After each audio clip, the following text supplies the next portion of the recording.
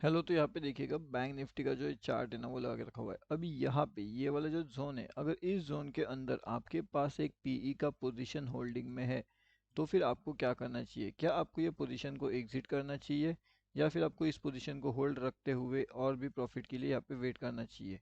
देखिए, अभी सबसे इम्पोर्टेंट चीज़ क्या है मार्केट्स की, वो हम समझने की कोशिश करते हैं। सबसे मेन चीज़ एंड सबसे इम्पोर्टेंट चीज़ क्या क्या है, अब उसके साथ में जो हमारा फ्री टेलीग्राम चैनल है, अगर इसके अंदर आपने ज्वाइनिंग नहीं किया तो यहाँ पे भी आकर के आप ज्वाइन कर सकते हो। लाइव मार्केट के अपडेट्स यहाँ पे दिया जाता है। आज भी अपडेट दिए थे जिसने काफ़ी बढ़िया से जो है प्रॉफिट भी अपने जनरेट हो चुके थे। अभी इंपॉर्टेंट चीज़ ये है कि मार्केट्स के अंदर जैसे कि यहाँ पे देखिएगा, अब ना यहाँ पे दो तीन लेवल्स इंपॉर्टेंट थी मार्केट्स की। अब वो दोनों तीनों लेवल्स कौन सी थी वो मैं आपको बताना चाहता हूँ। यहाँ पे देखिएगा, हमारे पास एक इम्पोर्टेंट लेवल्स था यहाँ पे, ये जो जोन है ना, ये जोन के आसपास एक लेवल्स था। और वही जोन मैंने आपको बताया था कि यहाँ से अपना एक अगर एंट्री मिलता है तो अपने कहाँ पे मिलेगा, ऊपर के साइड के अपने टारगेट थे। तो मार्केट क्या करता है, धीरे धीरे जाते हुए अपना ऊपर का टारगेट अचीव कर देता है। एंड यहाँ पे मार्केट टारगेट अचीव होने के बाद में यहाँ पे एक निगेटिव जोन जनरेट होता है। ओके, तो निगेटिव जोन जनरेट होने के बाद में यहाँ पे भी एक अपडेट किया था, एक छोटा सा एसएल था अपना एंड एक बड़ा सा टारगेट था। तो यहाँ पे भी पूरा का पूरा टारगेट अपना अचीव हो चुका था, मतलब कि एंट्री यहाँ पे हुई थी एंड एग्जिट लगभग इन लेवल्स के आसपास यहाँ पे हो चुका था। तो यहाँ से लेकर के यहाँ तक का काफ़ी बढ़िया सा टारगेट जनरेट हुआ था। अब इस टारगेट के पीछे का लॉजिक क्या है वो हम समझते हैं। अब टारगेट के पीछे का लॉजिक, किस तरीके से एंट्री प्लानिंग किया गया था, हर एक चीज़ अभी हम समझने की यहाँ पे कोशिश करते हैं। ठीक है, अब देखिए, सबसे पहली चीज़ तो ये है कि आपको ये समझना पड़ेगा कि मार्केट का जो सेंटिमेंट था वो निगेटिव था कहीं ना कहीं। एंड मार्केट नीचे से भी एक सपोर्ट बना रहा था। ये सपोर्ट ब्रेक होने के बाद में यहीं पे अपना एंट्री प्लान होता है। यहाँ पे एक छोटा सा स्टॉप लॉस होता है, अपना स्टॉप लॉस हिट नहीं होता। एंड मार्केट क्या करता है, प्रॉपरली इस लेवल्स के आसपास से जो है यहाँ से ऊपर जाता है, तुरंत वहाँ पे आ जाता है, अगेन ऊपर जाता है, अगेन नीचे आता है, अगेन ऊपर जाता है, अगेन नीचे आता है। एंड फाइनली जो है ऐसे करते करते करते करते करते अपना जो मेन टारगेट होता है वो टारगेट कहीं ना कहीं मार्केट यहाँ पे अचीव करता है। अब ये ओवरऑल टारगेट अचीव करने के बाद में जो ये जोन था ऊपर का, ठीक है, ये जो जोन है, इस जोन के अंदर जो सेलर्स होते हैं वो क्या करते हैं, वो अपनी जो क्वांटिटीज होती है ना, उसे इस तरीके से मैनेज करते हैं कि उनका जो प्रीमियम होता है उन्हें वो जीरो करना होता है। अभी अगर प्रीमियम को उनको जीरो करना है तो वो मार्केट को साइड में रखने की कोशिश करते हैं एंड वही चीज हमें यहाँ पे देखने मिली।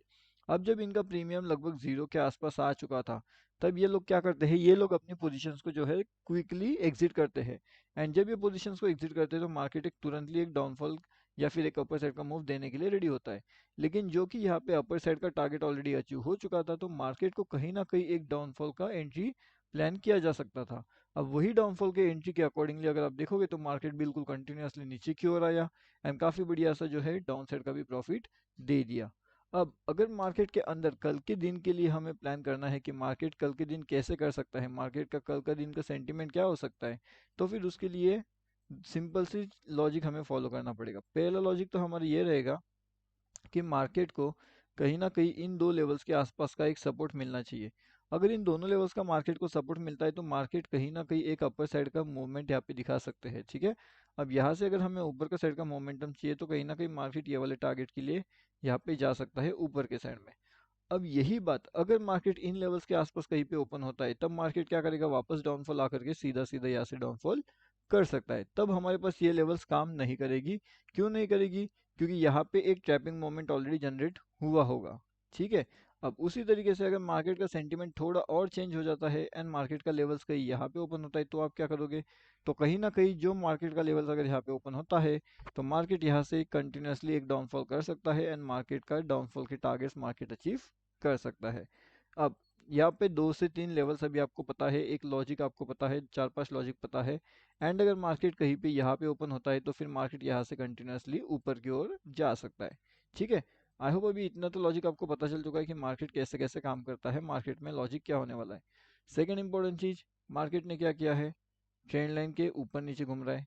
ट्रैपिंग डेफिनेटली होने वाला था एंड वो हो गया है। इसके पहले क्या मार्केट आर पार घूम रहा था, तो डेफिनेटली यस, मार्केट कुछ उसी तरीके से घूम रहा था। ट्रेंड लाइन का सपोर्ट यहाँ पे नहीं मिल रहा था एंड एक देखोगे तो एक ट्रेंड लाइन भी आ रही थी। अब ये कंफ्यूजन ट्रेंड लाइन्स थे, दो ट्रेंड लाइन्स, क्योंकि यहाँ पे ये एक ट्रेंड लाइन बन रही है, यहाँ पे एक सेकंड ट्रेंड लाइन बन रही है। तो इसके अंदर डेफिनेटली कंफ्यूजन क्रिएट होता है। एंड अगर आप देखोगे तो जो ऊपर का साइड का ट्रेंड लाइन है उसने यहाँ पे डाउनफॉल में ब्रेक किया है। इसका मतलब यहाँ पे जो पोजीशन बनेगी वो पी साइड की बनेगी, और अगर यहाँ पे पी साइड की पोजीशन बनती है तो सी साइड में कोई एंट्री लेने का सवाल नहीं पैदा होता। जब सब लोग के सब लोग पी साइड में एंट्री बना लेते हैं तब मार्केट सीधा ऊपर जा करके जितने भी लोग पी साइड का एंट्री प्लान कर रहे थे उन सबका स्टॉप लॉस खत्म कर लेता है। एंड यही चीजें होती है लाइव मार्केट में, कि किस तरीके से आप क्विकली एंट्री एंड किस तरीके से आप क्विकली एग्जिट प्लान करते हो। ठीक है। अब यहाँ पे क्विकली एंट्री क्विकली एग्जिट के हिसाब से अपना जो है यहाँ पे एक डाउनफॉल का एंट्री बना, एंड उसके अंदर काफी बढ़िया सा प्रॉफिट यहाँ पे जनरेट हुआ था। ये वाली जोन से सीधा मार्केट नीचे आ गया, एंड सडनली फिर मार्केट धीरे धीरे करते हुए ऊपर के साइड का मोमेंटम देने लगा। तो ऐसी चीजें है कि मार्केट से यहाँ पे तुरंत डाउनफॉल एंड तुरंत अपर साइड का मोमेंटम देता है। तो ये चीजें आपको समझना पड़ेगा कि किस तरीके से आपको वहाँ पे वेट करना है, किस तरीके से आपको वहाँ पे एग्जिट करना है एंड मार्केट के अंदर जल्दी से प्रॉफिट बुकिंग करना है। ठीक है। अभी अगर हम देखेंगे तो ये लेवल्स अपने लिए बहुत इंपॉर्टेंट है ऊपर की साइड में, एंड ये लेवल्स बहुत इंपॉर्टेंट है डाउन साइड में, यानी कि 47,835 का लेवल्स बहुत इंपॉर्टेंट रहेगा। टारगेट की अगर बात करेगा तो 677 का पहला टारगेट एंड 782 का हमारा सेकंड टारगेट यहाँ पे हो सकता है, जो काफ़ी बढ़िया अपर साइड में चलेगा। लेकिन ये कब आपको मिलेगा, जब हमारा जो लेवल्स रहेगा वो 845 के ऊपर निकलेगा, तब पहला टारगेट हम 82 का कंसिडर करेंगे। एंड उसके बाद अगर मार्केट निकलता है तो सीधा सीधा यहाँ पे ये 795 से लेकर के 847 के बीच के टारगेट आपको यहाँ पे इजीली देखने मिल सकते हैं निफ्टी बैंक में।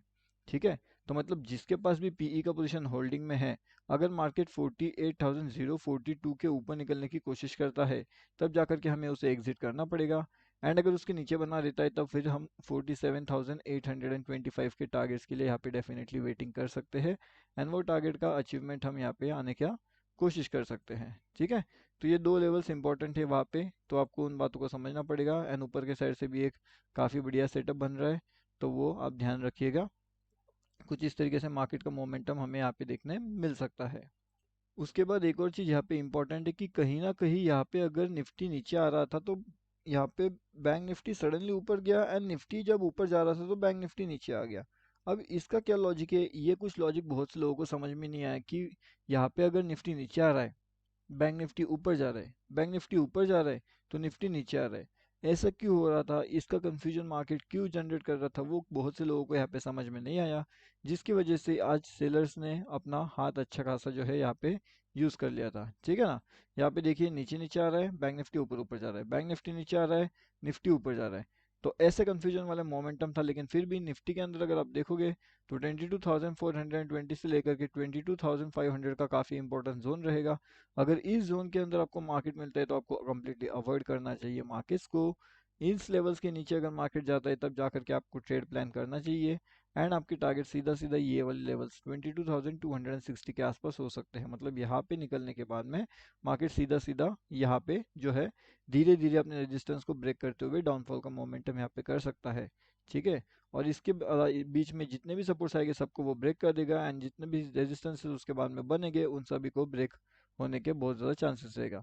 ऊपर के साइड में 510 का एक इंपॉर्टेंट सपोर्ट रहेगा। अगर यहाँ पे जो है मार्केट आता है, एंड अगर आप यहाँ पे देखते हो कि सपोर्ट लेकर के मार्केट ऊपर जाने की कोशिश करता है तो फिर यहाँ से एक अच्छा खासा 560 तक के लेवल्स का वेट कर सकते हो, एंड सडनली मार्केट जब नीचे आएगा तो एज ए रेजिस्टेंस काम करते हुए मार्केट 380 तक के लेवल्स भी आपको दिखा सकता है। तो दोनों साइड से आपको रेडी रहना पड़ेगा, निफ्टी 50 के लिए एंड बैंक निफ्टी के लिए। तो आई होप अभी आपको पता चल चुका होगा कि अपनी इंपॉर्टेंट लेवल्स कौन सी है, किस तरीके से मार्केट सेंटीमेंट यहाँ पे काम करने वाला है, और लाइव मार्केट में जो भी इंपॉर्टेंट चीज़ें होती है लाइव मार्केट का सेंटीमेंट हमने अपडेट हर एक चीज़ यहाँ पे अपडेट किया था। तो यहाँ पे आकर के आप ज्वाइन कर सकते हो, लिंक आपको वीडियो के डिस्क्रिप्शन में मिल जाएगा, वहाँ से आप इसके अंदर आसानी से ज्वाइनिंग हो सकते हो।